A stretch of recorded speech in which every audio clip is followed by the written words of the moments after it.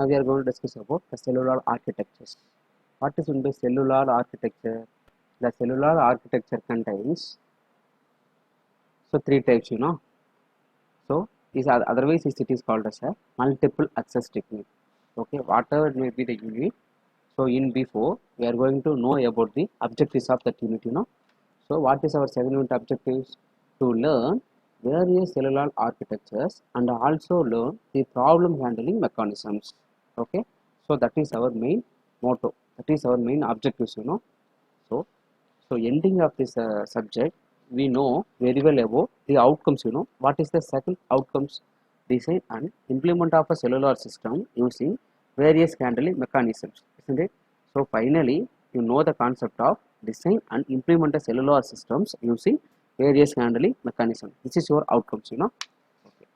So whatever it may be. So now we are going to enter our topic. So multiple access technique in wireless communication system, isn't it? So what are the multiple access? So you know the word of meaning multiple. So more than one, So FDMA, TDMA, CDMA. What is meant by FDMA, TDMA, CDMA? So first one is the FDMA in the sense frequency division multiple access. So second one is TDMA, time division multiple access. Third one is code division multiple access, isn't it? So grouped as narrowband system or otherwise a wideband system. You know very well, isn't it? So multiple the schemes. So multiple access technique. So these are all the diagram of multiple access technique. We are going to take it as x-axis, y-axis is axis, power, time and frequencies as per your diagrams.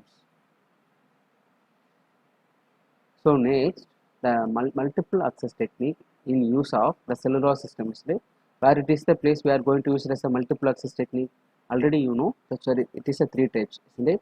So FDMA, TDMA, CDMA. So now we are going to discuss about the applications are a multiple access technique. Okay, the advanced mobile phone system AMPS at the place we are going to use it as a FDMA. Global system for mobile communication GSM, TDMA, time division multiple access. So US digital cellular USDC ன்னு சொல்லுவாங்க USDC isn't it? So TDMA. So the fourth one, the digital European cordless telephone DECT, isn't it? At that place we are going to use it as a FDMA technologies. So US narrowband spread spectrum IS-95, so CDMA technology. So multiple division technique to accommodate a number of users. So whatever it may be the users or a number of users. So many traffic channels need to be made available. So second one, in principle, there are three basic ways to have many channels within allocation of bandwidth. So it's like a very important one once again. So in principle, there are three basic ways how to many channels within the allocated bandwidth. So first one is FDMA, TDMA, CDMA. So in concept of models of FDMA, TDMA and CDMA overview, in one, the base station's radio service ranges may be MS are located. So MS must be distinguished between or with signal mean the itself the among many signal being transmitted by other users. So BS should be able to recognize in a signal sent to a particular users. So particular users in the sense the multiple technique, that means a multiple access technique is important in a mobile cellular systems. So second one.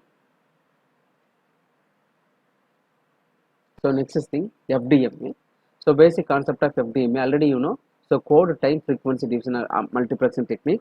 So code as well as time as well as frequency in the three axes. The axis 1 is containing code, axis 2 is a time, axis 3 is a frequency. So in this technique, we are going to segregate a channel wise, channel 1, channel 2, channel 3, up to we are going to use a channel N. Okay, these are the diagram of FDMA.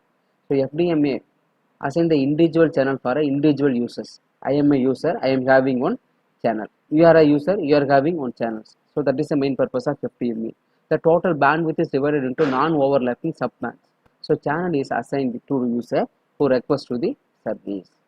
So the user for a voice and the data transmission during the period of cell or other user can share the same channel in FDD system.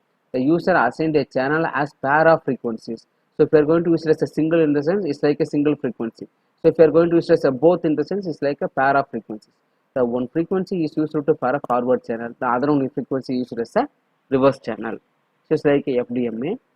So the FDMA, it is necessary to include the broadband between the adjacent frequency bands. So it's like a non-linear effect, So to minimize the effect of RF filter use, so generation the intermodulation frequencies are resulting in distortion.